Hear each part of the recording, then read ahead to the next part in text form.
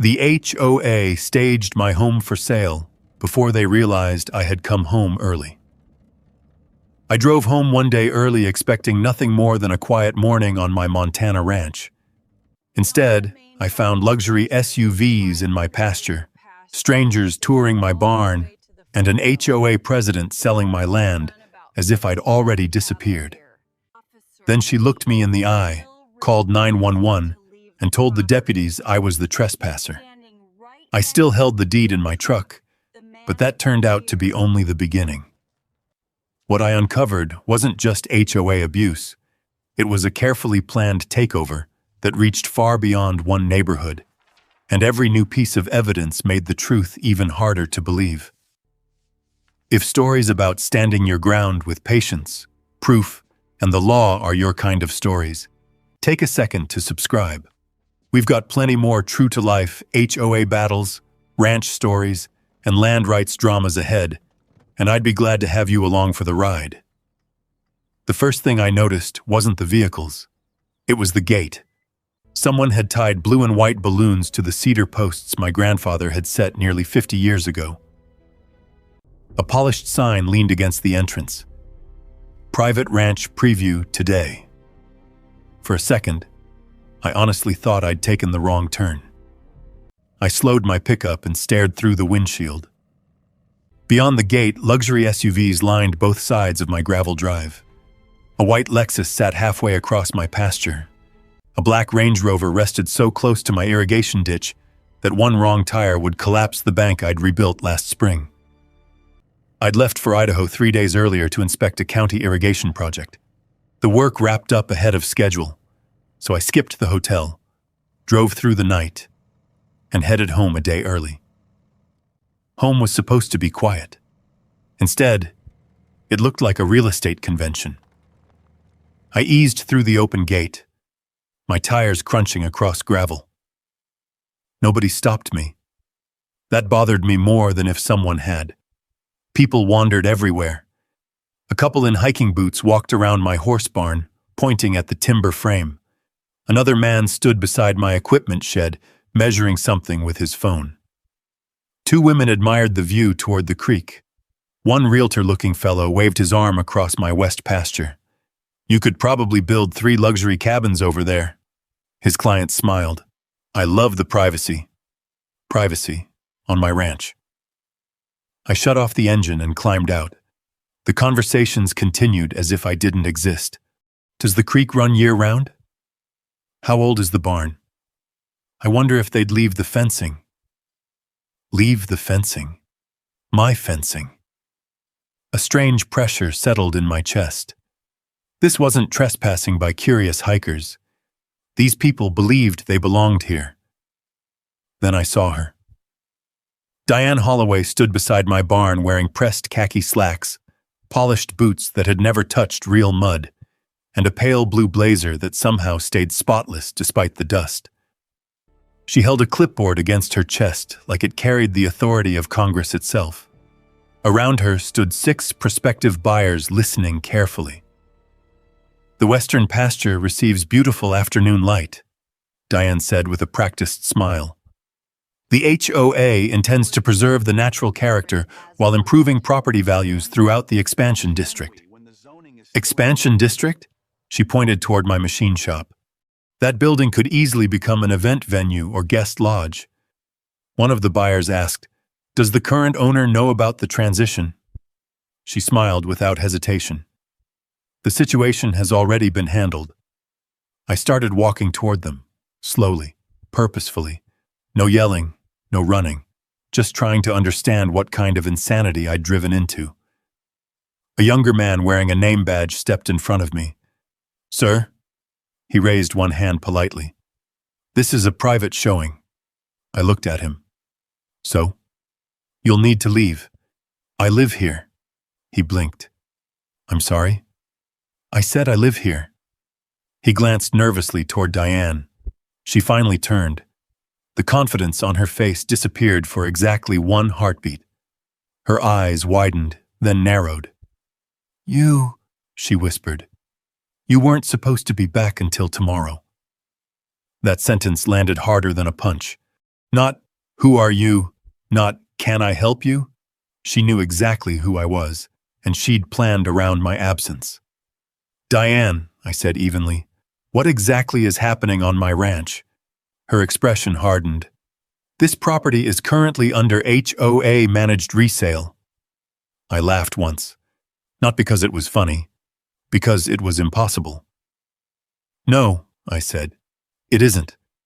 It absolutely is. She tapped her clipboard.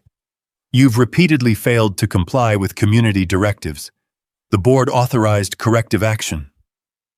I've never belonged to your HOA. The boundaries changed. They don't change because you print new paperwork. Several buyers quietly backed away. Others stayed, suddenly fascinated. One older gentleman looked between us. Should we come back another day? Diane ignored him. She took one step toward me. Sir, you're interfering with a lawful property transaction. My name is Wyatt Mercer. I looked around at everyone gathered there. I own every acre you're standing on. Silence spread across the group. A woman lowered her phone. Someone quietly muttered, "Wait." Diane never flinched. Instead, she reached into her blazer, pulled out her phone, and began dialing. You really shouldn't have come back early. She pressed the phone to her ear. This is Diane Holloway, president of Silver Creek Estates, HOA. She looked directly into my eyes. I need deputies immediately. She paused. Yes. I have an aggressive trespasser disrupting an authorized property showing. Every conversation stopped. I felt 20 pairs of eyes settle on me. The dispatcher must have asked who the trespasser was. Diane answered without looking away. He refuses to leave despite repeated warnings. I couldn't believe what I was hearing. She was standing on my ranch, calling law enforcement to report me. I took one slow breath. Diane, she ignored me. Yes, we're concerned for everyone's safety. A few buyers suddenly looked uncomfortable. Others stepped farther back. One quietly asked, "Is he dangerous?" Diane nodded just enough for them to notice. When the call ended, she slipped the phone back into her pocket and smiled. Not a nervous smile, a satisfied one. The deputies are on their way. You've made a mistake, I said. No. She adjusted the clipboard beneath her arm. You did. The distant sound of sirens drifted across the valley. Nobody moved. The buyers looked toward the road. I looked at Diane. She wasn't worried. She was waiting. Then she slowly lifted the clipboard. Inside were neatly organized documents. Every page carried official formatting. Several bore blue stamps. One displayed what looked remarkably like a county seal. For the first time that morning, I realized this wasn't just an HOA president abusing her authority. Someone had built an entire paper trail before I ever drove back through my own gate. And now the deputies were about to read it. 2 sheriff's cruisers rolled to a stop outside my gate, throwing dust across the line of luxury SUVs. Buyers stepped aside without being asked. Diane Holloway stood perfectly still, her clipboard tucked against her side like she'd rehearsed this moment for weeks. Sheriff Cole Bennett climbed out first. He wasn't in a hurry. His eyes swept across the parked vehicles, the strangers standing in my pasture, the open barn doors, and finally landed on me. Morning, Wyatt. Morning, Sheriff. He looked around again. I wasn't expecting this many guests. Before I could answer, Diane stepped forward. Sheriff Bennett, thank goodness you're here. She extended the clipboard. This individual is disrupting an authorized HOA resale event and refusing to leave after multiple warnings. Cole didn't take the papers immediately. Instead, he looked at me. Wyatt? My ranch. I pointed toward the house. My barns. My pasture. My deed. I came home early and found all of this. Only then did Cole accept Diane's documents. He flipped through them without speaking. The pages looked convincing. professional formatting, property descriptions, boundary maps, violation notices, board resolutions, blue certification stamps. Even I had to admit that someone had spent serious money making them appear legitimate. Diane folded her hands. As you can see, Silver Creek Estates legally expanded its jurisdiction last month. Mr. Mercer ignored repeated compliance notices, forcing the board to begin the resale process. I almost interrupted. Instead, I watched Cole's face. He never nodded, never agreed. He simply kept reading. Finally, he looked up. Wyatt, you have proof of ownership with you. I always do. I walked to my pickup, opened the rear door, and reached behind the driver's seat. The leather folder was exactly where I always kept it. Inside rested the original recorded deed. County seal, recording number, survey references. Every page protected inside plastic sleeves worn smooth from years of handling. I handed it to Cole. He compared the first page to Diane's packet, then the legal descriptions, then the parcel numbers, then the recording information. The silence stretched long enough that nobody behind us dared whisper. Even Diane stopped smiling. Cole pulled a pen from his shirt pocket. He circled something on Diane's paperwork, then looked at me. Wyatt, when did you purchase this ranch? 6 years ago. And nothing's changed since? Not 1 acre. He nodded once, then turned toward Diane. Your paperwork references Parcel 18B. It does. He held up my deed. This ranch is Parcel 18A. Her smile flickered. The expansion incorporated both. No. Cole shook his head calmly. It references expansion. It doesn't transfer ownership. The deed holder remains Mr. Mercer. Several buyers quietly lowered their brochures. One elderly couple exchanged uncomfortable looks. Another realtor slowly backed toward his SUV. Diane stepped closer. Those documents were filed with the county. Maybe, Cole answered evenly. But filing paperwork doesn't erase a recorded deed. She stiffened. The HOA voted unanimously. The HOA, Cole replied, cannot vote someone out of private ownership. No one spoke. Then Cole turned toward the gathering crowd. This showing is over. Every visitor who isn't here with Mr. Mercer's permission needs to leave. The mood changed instantly. People hurried toward their vehicles. Doors slammed. Engines started. Within 2 minutes, the expensive convoy began pulling away from my pasture. Only Diane remained. She didn't move. She watched every departing vehicle with quiet frustration before turning back to me. This isn't finished. I know. I met her eyes. I've been thinking the same thing. Cole handed me my deed. Mind if we take a quick look inside? Not at all. I unlocked the front door. The moment it swung open, something felt wrong. Not broken.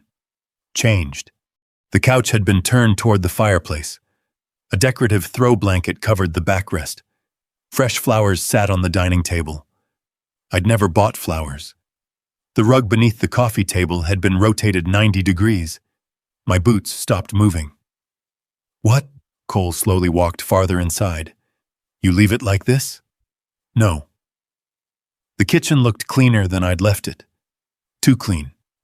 The refrigerator wore handwritten labels. Someone had replaced my coffee mugs with matching ceramic ones. A bowl of artificial fruit sat in the middle of my table. My home had been staged. Without me. Without permission. I moved toward the hallway. My bedroom door stood open. Every dresser drawer had been pulled out, then pushed back in. Closet doors were half open. The nightstand looked strangely empty. Then I saw it. A pale square of dust on the dresser. Nothing else. The frame that held my late wife's photograph was gone. For a moment, I couldn't breathe. Cole quietly stepped beside me. Was something there? I nodded. My wife. Neither of us spoke. He slowly turned toward the hallway. This wasn't someone checking property lines. No, I answered quietly. They were preparing my life for someone else. Cole looked toward the front door where Diane still stood outside beside her clipboard, then back at the room. Finally, he spoke softly enough that only I could hear. Wyatt? He glanced down at the polished paperwork still tucked beneath Diane's arm. Documents this convincing don't come from an HOA president working alone. He looked back toward the driveway. I think somebody much bigger is standing behind her. Sheriff Cole Bennett slipped my deed back into its leather folder before walking toward the front door. I'll document what I saw inside, he said. Don't touch anything until you've photographed it. And if anyone comes back onto this property, call me before you confront them. I will. He paused beside his cruiser. Wyatt, whoever staged your house expected you to be gone. That tells me they had a schedule. Then he drove away. Diane never looked back as she climbed into her SUV. Within minutes, the ranch was quiet again. Too quiet. The silence didn't feel like peace. It felt like something had already been taken. I spent the next hour photographing every room exactly as I'd found it. The rearranged furniture, the open drawers, the missing picture frame, the decorative pieces that didn't belong in my house. I had just finished photographing the kitchen when I heard another pickup coming down the drive. Luke Dawson climbed out before the truck stopped rolling. His face told me everything. Wyatt. What happened? You'd better come with me. He didn't waste another word. We crossed the pasture toward the lower barn. Halfway there, I noticed something strange. The gate chain had been replaced. Not repaired. Replaced. Someone had cut mine off and installed a brand new lock. Luke held up a pair of bolt cutters. I already took care of it. The barn doors stood open. Inside, the emptiness hit me harder than the staged house. 3 saddle racks lined the wall. Only one saddle remained. The custom leather tack chest my father built before he died was gone. The veterinary cabinet stood open. Every expensive medicine case had disappeared. Even the specialized irrigation controller I'd stored during winter was missing. Then my eyes found the 2 empty stalls. I stopped walking. No. Luke lowered his head. I'm sorry. Rusty. Willow. Gone. For 8 years, those horses had started every morning with me. Rusty would nudge my shoulder until I scratched behind his ears. Willow always stamped twice whenever she heard my pickup coming down the road. Now both stalls sat empty. The lead ropes had been cut clean through. I picked up one of the severed ropes from the floor. Fresh fibers. Less than a day old. This wasn't theft, I muttered. It was planned. Luke pointed toward the center aisle. I found something. A muddy sheet of paper had been trampled beneath a boot print. He handed it to me. Across the top, bold black letters read, Private Livestock Auction. Below that, Estate Assets, Premium Riding Horses, Private Bidding Event. The description matched Rusty and Willow almost perfectly. There wasn't a single mention of my name. Only one phrase made my stomach tighten. Pending property transfer. Property transfer. They were already writing as if my ranch belonged to someone else. Luke crossed his arms. I wasn't here yesterday. I had fencing work over on Miller Ridge. My son drove past around 4. He said there was a black equipment trailer loading horses. You recognize it? He nodded once. Big silver letters. What did they say? Luke looked toward the open barn door. Whitlock Land Development. The name rang a bell. Not because I'd met anyone from the company, because I'd seen their signs at county planning meetings. Luxury cabins, private lakes, executive retreats, developments that somehow always seemed to stop just short of my property line. Until now. I looked back at the empty stalls. They weren't just taking horses. Luke frowned. What do you mean? They were removing anything that made this ranch look lived in. He didn't answer, because he knew I was right. The saddles, the tack chest, the equipment, the horses.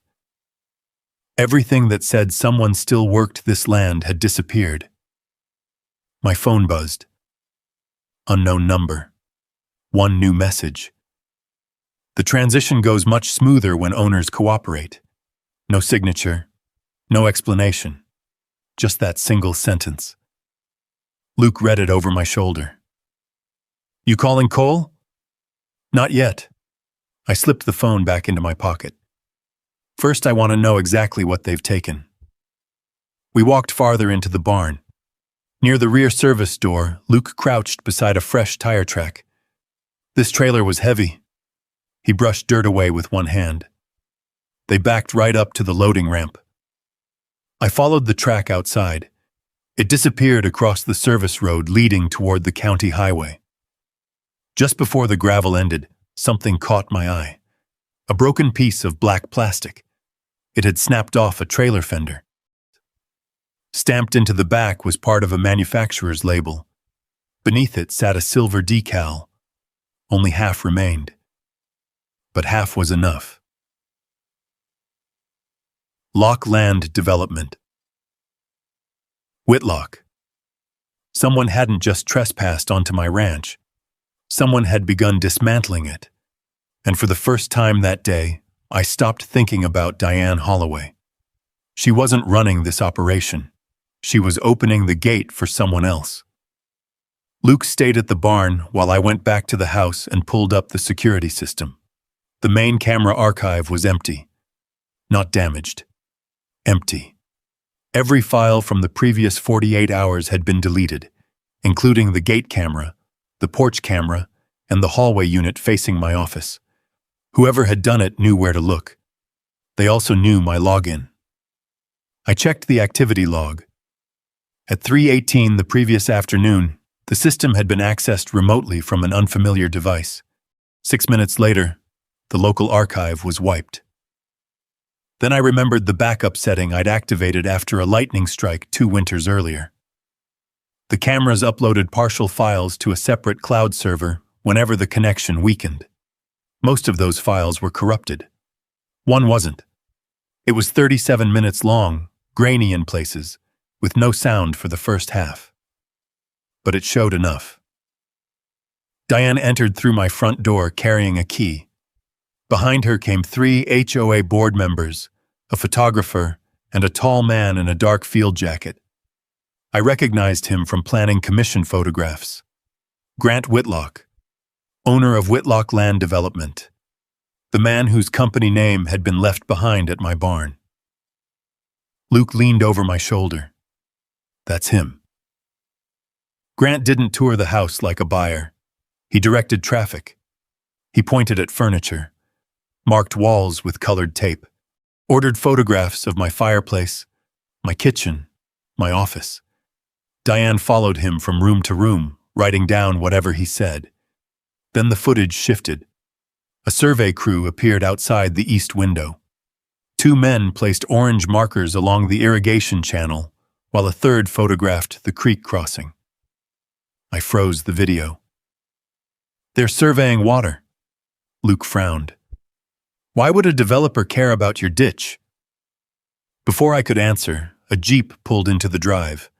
Rachel Bennett stepped out carrying a legal pad and a hard case full of land records.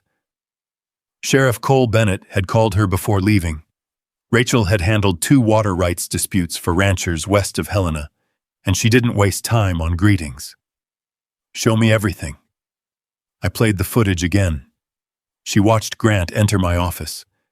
He opened the lower filing drawer, removed a blue folder, and held one page toward the camera. Rachel leaned closer. Pause it. I stopped the frame. Only part of the document was visible.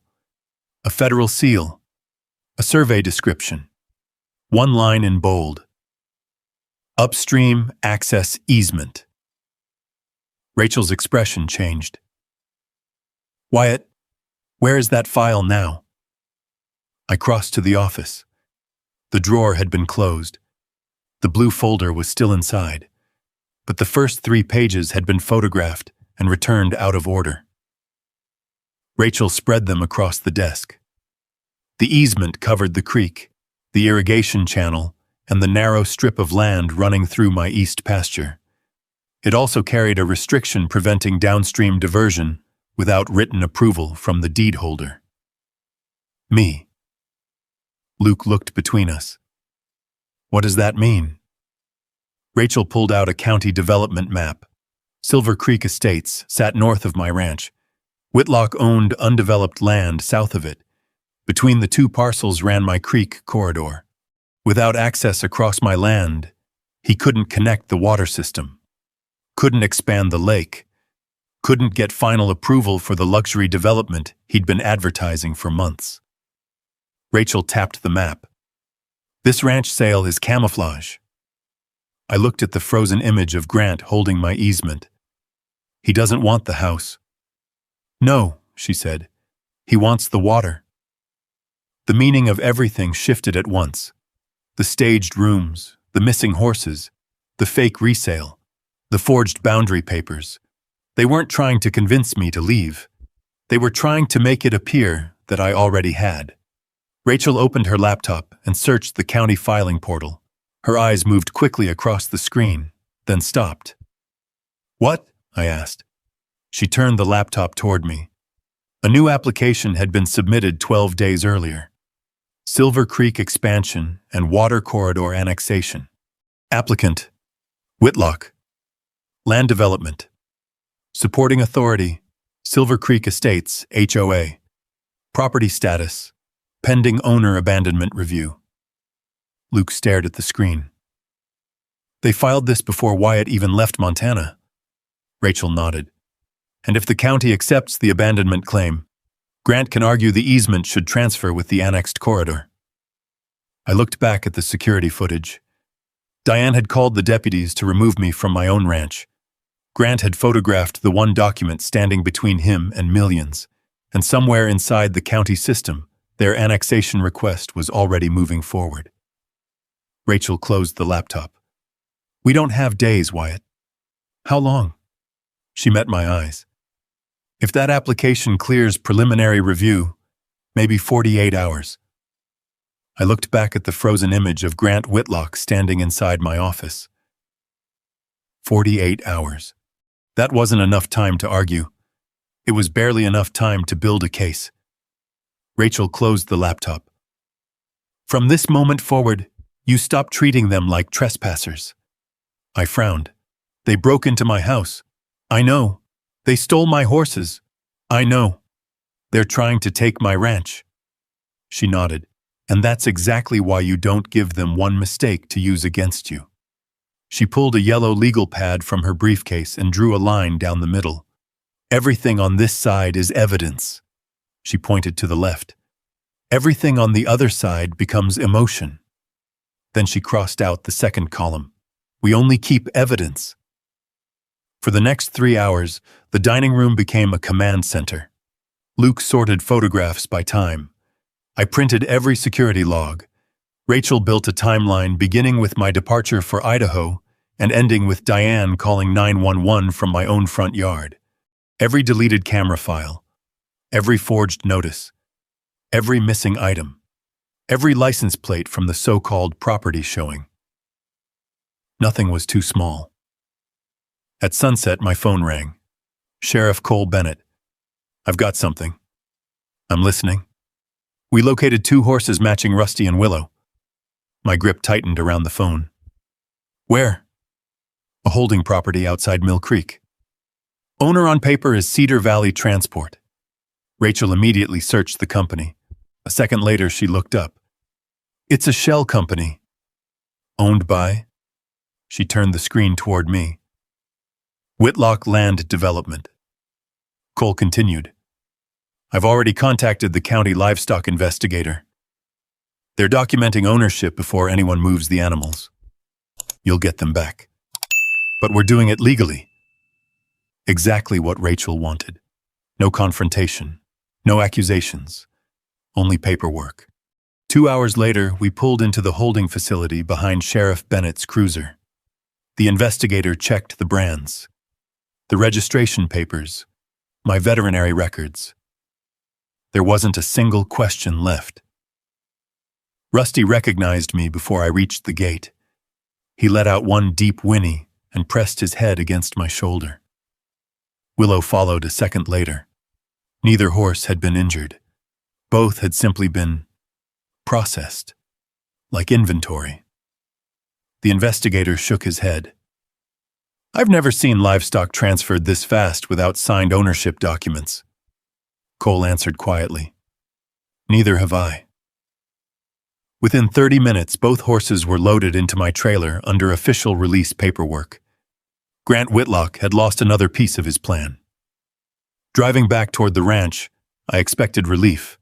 Instead, I kept thinking about the phrase printed on the auction paperwork, pending property transfer.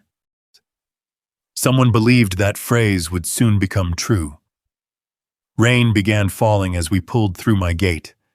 Rusty and Willow stepped back into their familiar pasture without hesitation.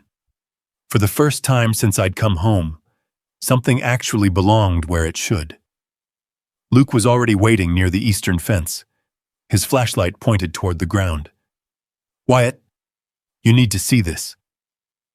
We walked across wet grass until he stopped beside the irrigation channel. Fresh wooden stakes stood every 50 feet. Orange survey ribbon fluttered from each one. I crouched beside the closest marker. Stamped into the wood was a metal survey tag. County Project. Water Corridor Review. Official numbering. Official formatting. Official coordinates. Rachel examined it without touching. This shouldn't exist. Why? I asked. Because no county survey can enter private property without notifying the owner. She photographed every angle. Then she noticed something else. A handwritten notation beneath the printed project number. Phase 2. Luke looked toward the darkness beyond the creek. Phase 2? Rachel stood slowly. If this is Phase 2, she looked across my pasture where the stakes disappeared toward the water. Then somebody already completed Phase 1. The next morning proved her right. At 8 o'clock sharp, a white county pickup rolled through my gate. Behind it came a fire department SUV, then an environmental contractor, then a utility truck, 4 vehicles, 4 agencies. None of them had called ahead. A man wearing a reflective vest stepped forward holding a clipboard. Mr. Mercer? That's me. We've received multiple public safety complaints regarding this property. What kind of complaints? He flipped through several pages. Unsafe livestock containment. Possible dam instability. Electrical hazards. Environmental runoff. Potential fire risks. Luke looked at me. Every accusation targeted something connected to the creek. Rachel stepped beside me. Before anyone steps onto private property, she said calmly, I'd like to know what statute authorizes today's inspection. The inspector hesitated. We received a county request. Show it. He searched through his folder. Finally, he produced a single page. Rachel read it carefully, then handed it back. This authorizes a visual inspection from public access. She looked directly at him. It does not authorize entry. The man frowned. I wasn't told that. I believe you. But that's what your paperwork says. One by one, every official reviewed their own documents. The fire marshal nodded first. She's correct. I can't inspect structures without consent. The utility representative closed his folder. My authority ends at the easement. Only the environmental contractor remained. He unfolded another document. This report identifies possible contamination along the creek. Rachel accepted it. Her eyebrows lifted immediately. This report was completed 3 days ago. So? The contractor shrugged. Rachel looked up. 3 days ago, Wyatt Mercer was still in Idaho. The man said nothing. She tapped the signature block. It also claims soil samples were collected from locations inside this ranch. She turned toward me. Were they? No. I've never seen these people before today. The contractor shifted uncomfortably. I only received the assignment. Rachel smiled politely. I'm sure you did. She pulled out her phone. I'm photographing this report. Why? Because someone just submitted findings from tests that could not legally have been performed. No one argued. Within 15 minutes, every government vehicle had left without crossing my fence. Only the environmental contractor lingered. As he climbed into his truck, he quietly leaned toward me. I'd keep copies of everything. Why? He glanced toward the road. I've never seen reports arrive before inspections. Then he drove away.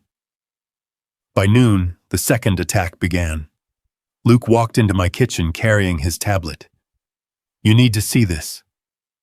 Local community forums were exploding. One headline read, Ranch owner refuses safety inspection.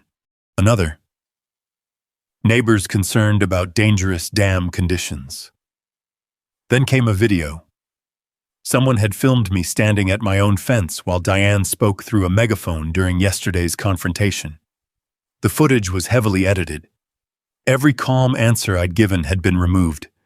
Only images remained of me standing silently with my arms crossed.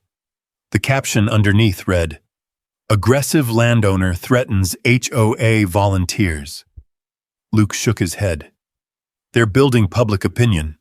Rachel corrected him. No. They're building justification. She opened another browser window.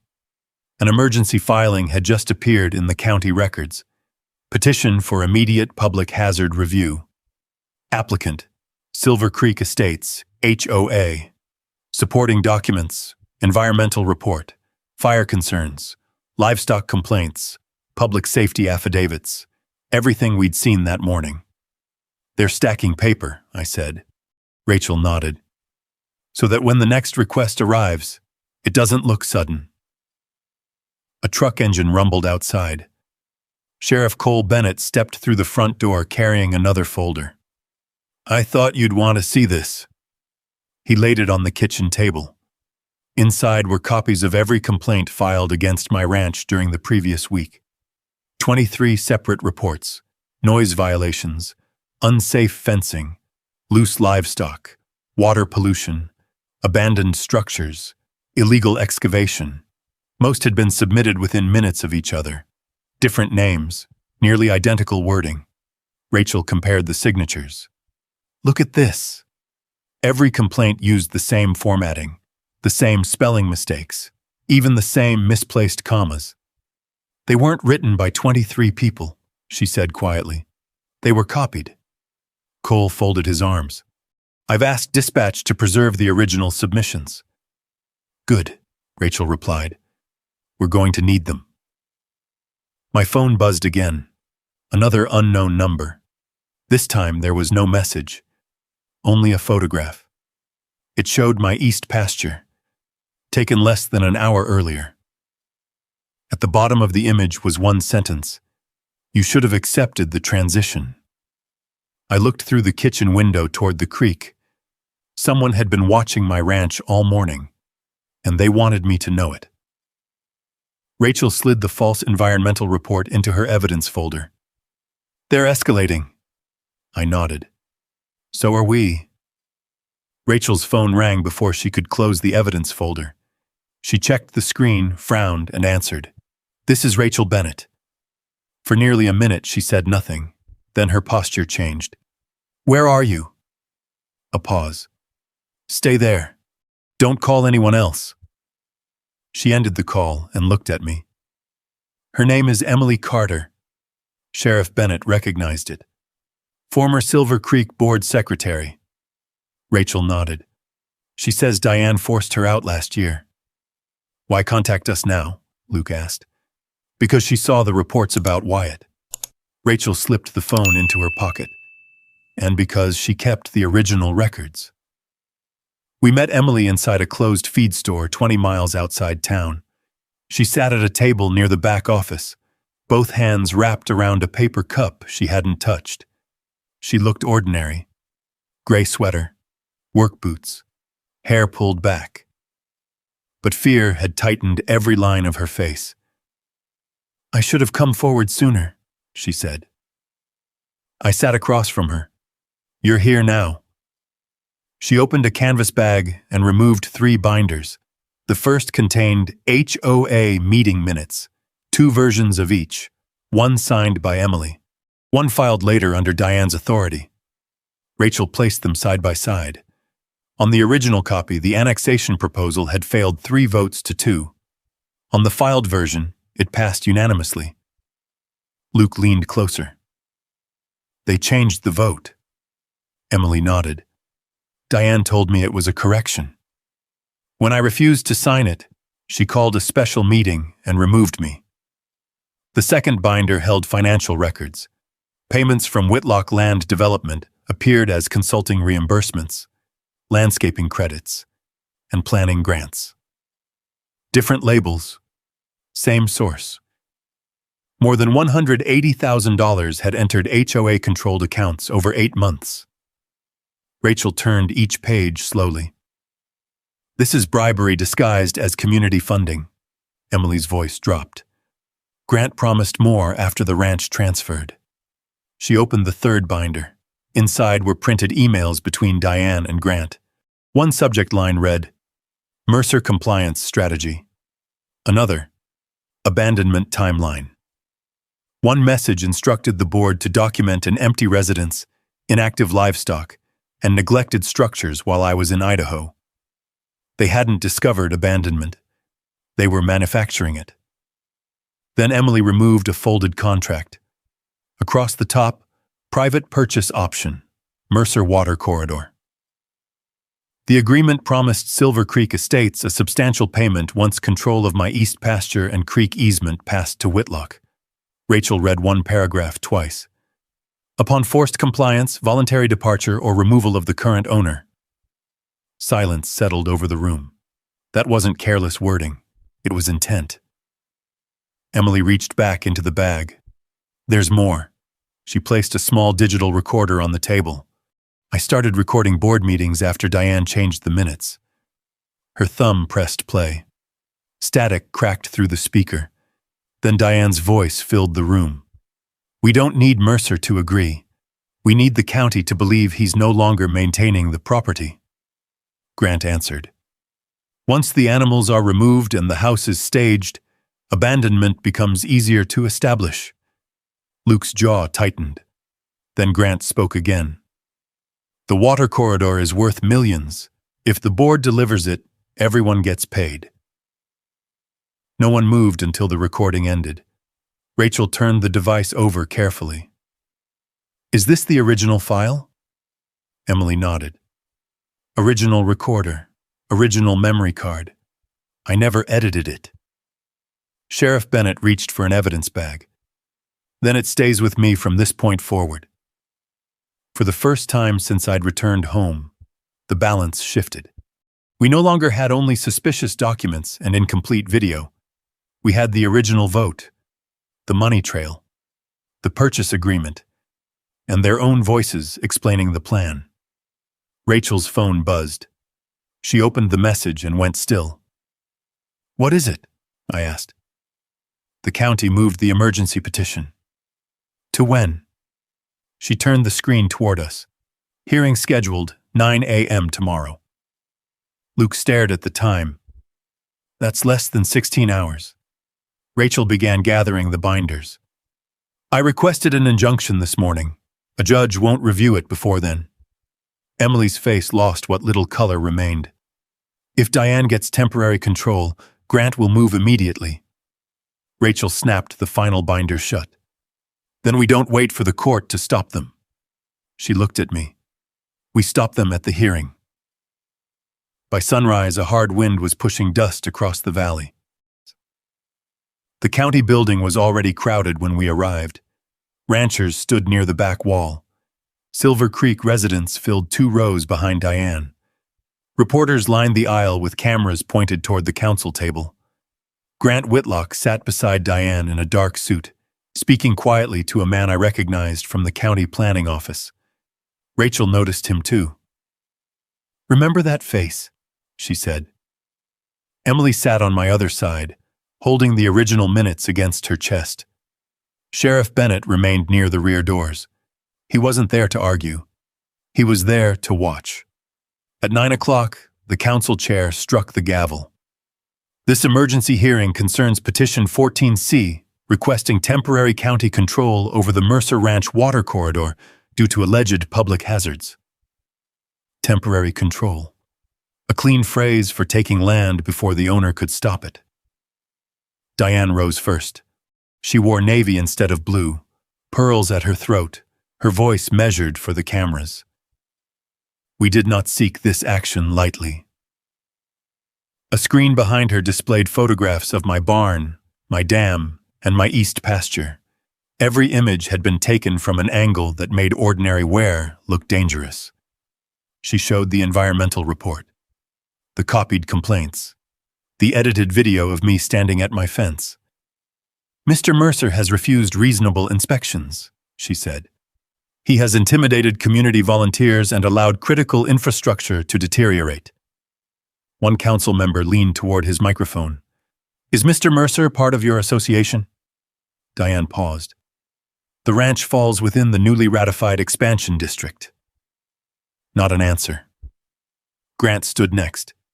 He spoke about jobs, tax revenue, a larger recreational lake, new emergency access roads.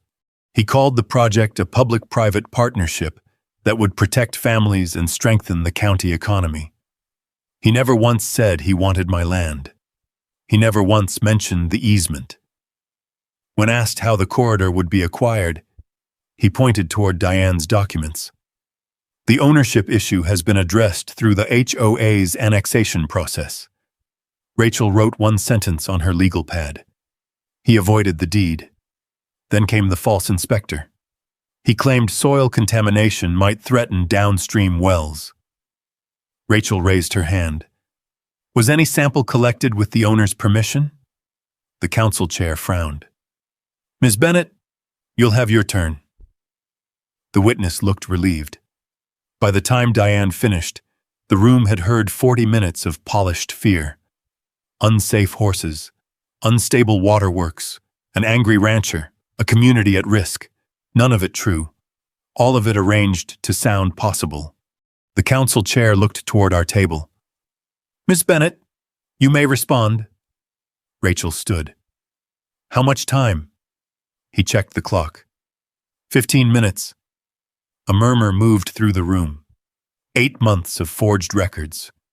23 false complaints. A stolen pair of horses.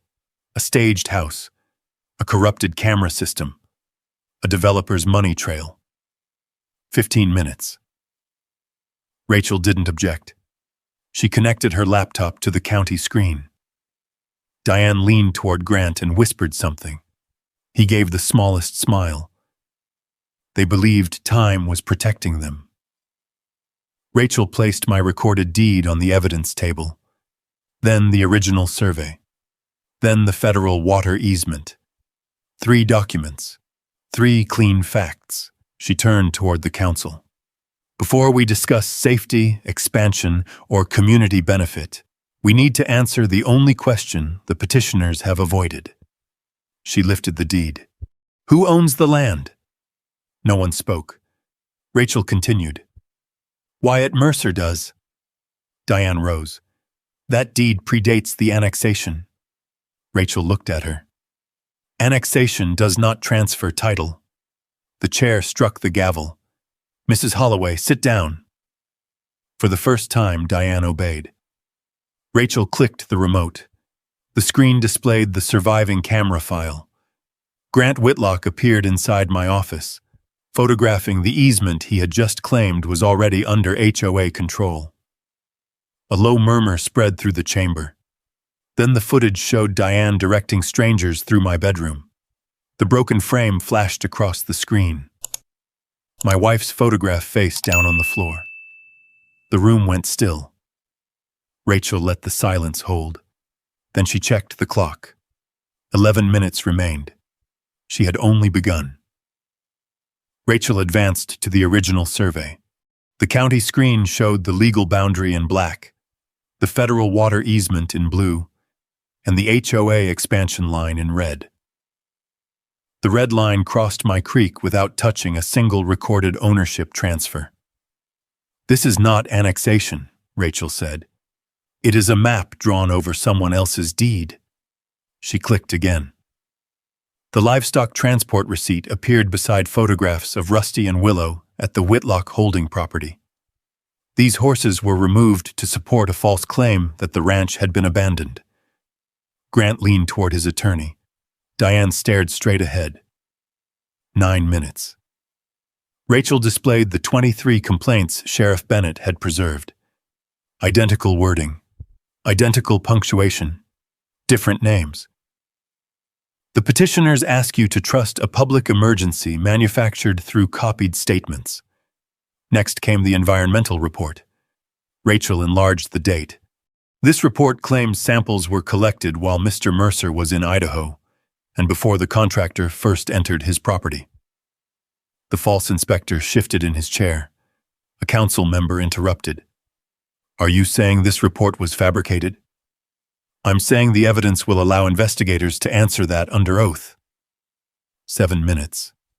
Rachel turned toward Emily. "Ms. Carter, did the Silver Creek Board approve this annexation unanimously?" Emily stood, pale but steady. "No." She placed the original minutes on the document camera. The motion failed 3 votes to 2. Then Rachel displayed the version Diane filed. 5 votes in favor, no objections. Diane rose. She altered those records after leaving the board. Emily looked directly at her. "I signed the original in front of 3 witnesses." Sheriff Bennett stepped forward and placed certified copies beside Rachel's evidence. "The county received these from my office this morning," he said. "The timestamps confirm Ms. Carter's copy predates the filed version." Diane slowly sat down. 5 minutes. Rachel showed payments from Whitlock Land Development to HOA-controlled accounts, planning grants, consulting reimbursements, landscaping credits. Different descriptions totaling more than $180,000. Grant finally spoke. "Those were legitimate development expenses." Rachel faced him. "Then why were they tied to a purchase option for land you did not own?" The contract filled the screen. Private purchase option. Mercer Water Corridor. The council chair read the final condition aloud. "Upon forced compliance, voluntary departure, or removal of the current owner."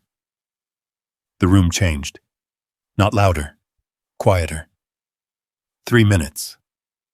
Rachel placed Emily's recorder beside the microphone. "This is the original device. Sheriff Bennett preserved the memory card and verified the file metadata." She pressed play. Diane's voice entered the chamber. "We need the county to believe Mercer is no longer maintaining the property." Then Grant. "Once the animals are removed and the house is staged, abandonment becomes easier to establish." A few residents behind Diane stood and moved away from her row. The recording continued. "The water corridor is worth millions. If the board delivers it, everyone gets paid." When the file ended, no one breathed. Rachel did not fill the silence. She let their own words remain in the room. Then she looked at the clock. 41 seconds. "This petition is not about safety," she said. "It is the final step in a coordinated attempt to seize private land through forged records, stolen property, and manufactured fear." She returned to her seat. The council chair looked from Diane to Grant, then down at the petition. "We will vote." The first member spoke. "No." The second, "No." 3 more followed. Every vote the same. Petition denied unanimously. A sound moved through the chamber, not cheering at first, but breath returning. Luke gripped my shoulder. Emily covered her mouth. Diane remained frozen. Grant closed his briefcase with both hands. Then Sheriff Bennett walked down the aisle. 2 deputies followed him. He stopped beside the HOA table and opened a leather warrant folder. Diane Holloway, Grant Whitlock. Diane's face finally broke. What is this? Criminal warrants related to fraudulent filings, conspiracy, unlawful entry, and livestock theft. Grant stood slowly. Before the deputies reached him, he raised both hands. I'll cooperate. His attorney whispered sharply, but Grant kept looking at the counsel table. There's more. Sheriff Bennett paused. Grant swallowed. One county official helped approve the project numbers and move the annexation file. The planning officer beside him went pale, and every head in the chamber turned toward the same man. He pushed his chair back so abruptly it scraped across the floor. I want an attorney. Sheriff Cole Bennett didn't raise his voice. You'll have every legal right you're entitled to.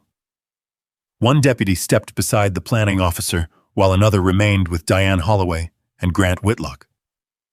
The council chamber, packed only minutes earlier with confident speeches and polished presentations, had become silent.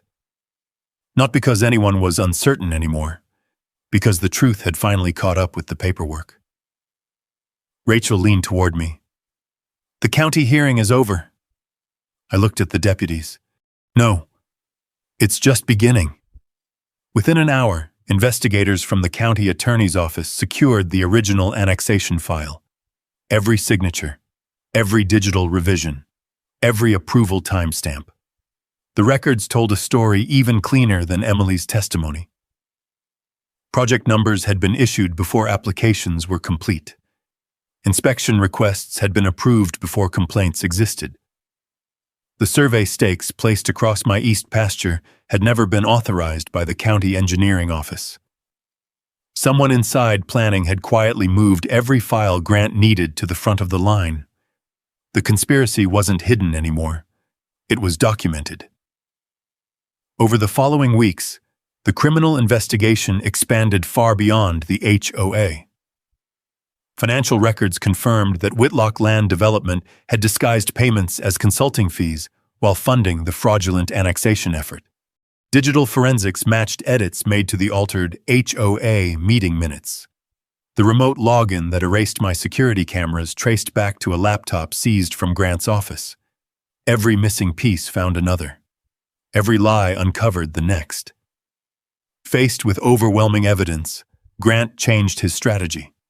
He accepted responsibility for conspiracy, unlawful property interference, and fraudulent filings in exchange for providing complete financial records and testimony about everyone involved.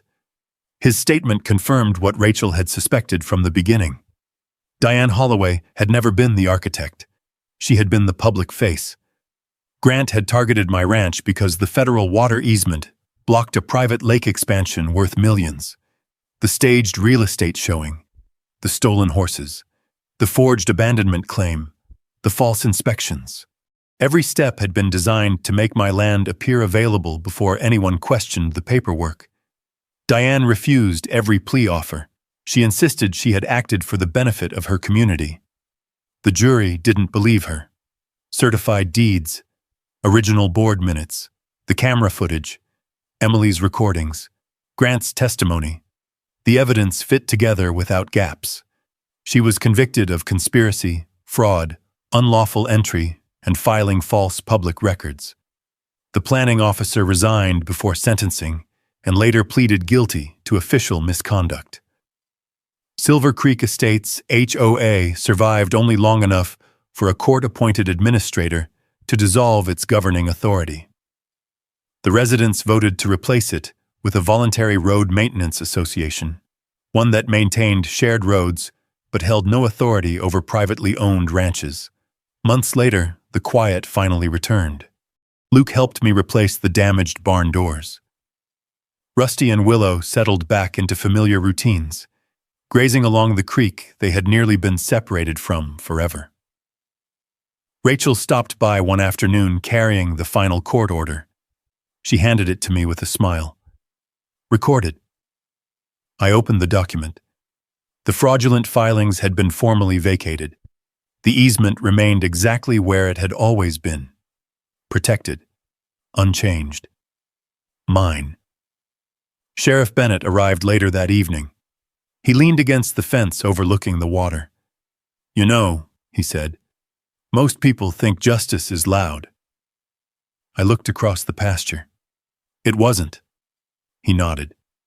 "It was a recorded deed." We both laughed quietly. Before leaving, he tipped his hat toward the creek. "This case is already changing county policy." "How?" "No future annexation affecting private agricultural land moves forward without direct notice to the owner and independent title verification." He smiled. "One stubborn rancher saved a lot more than his own place." After he drove away, I walked alone to the front gate. The old balloons were long gone. The fake real estate signs had disappeared. Only the weathered cedar posts remained. I installed a simple steel plaque beneath the ranch entrance. It carried 6 words.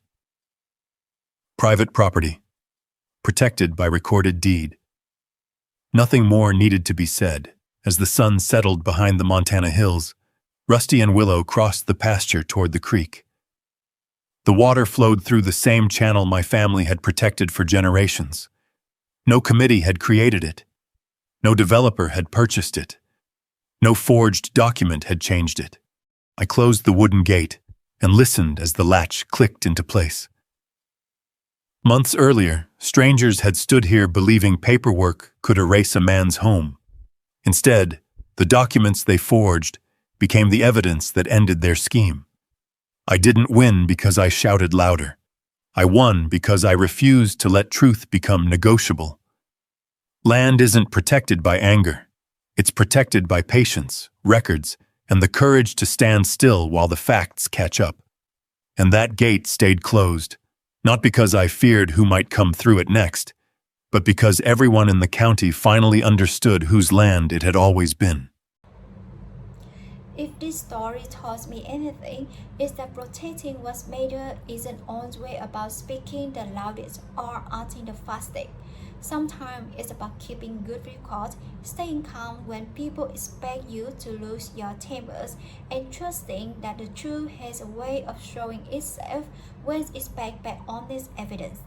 My ranch wasn't sold by anger. It was sold by a recorded deed, careful documentation, and people who were willing to stand on the facts instead of rumors.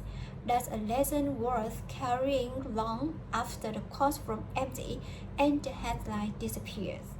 Out here, land is more than dirt.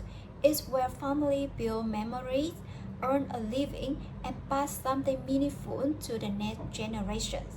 Standing up for that with dignity isn't just about protecting property, it's about protecting your integrity.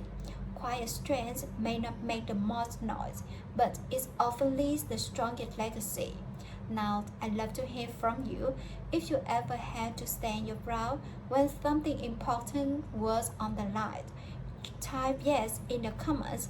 And if you believe truth and patience still matters, rub the word justice so we know we're not standing alone.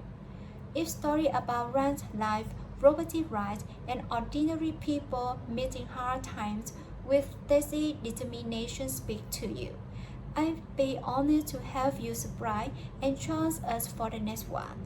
Thanks for your watch. Thanks for watching, and I see you in the next stories.